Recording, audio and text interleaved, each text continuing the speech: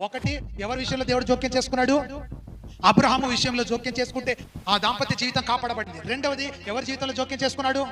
మోషే జీవితంలో దేవుడు జోక్యం చేసుకుంటే మోషే బ్రతికాడు.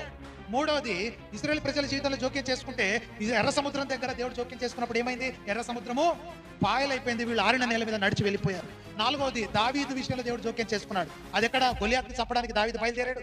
ఒకవేళ దేవుడు జోక్యం చేసుకోకపోతే దావీదే చనిపోతాడు. అందుకే ఆయనే, దేవుడే తాను స్వయంగా జోక్యం చేసుకొని దావీదు పక్షమున ఉండి గొలియాతును చంపేశాడు. ఐదవది, వ్యభిచార స్త్రీ.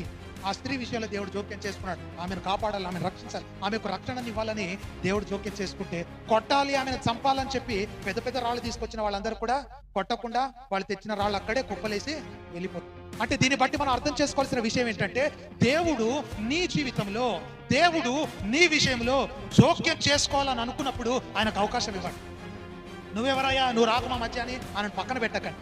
ఆయన గనక జోక్యం చేసుకుంటే నీ సమస్య పెరుగుతుందా తగ్గుతుందా అనేది ఈ ఐదుగురు జీవితంలో బట్టి మనం అర్థం చేసుకోవచ్చు. ఈ ఐదుగురు జీవితంలో వచ్చిన సమస్య ఏమైంది?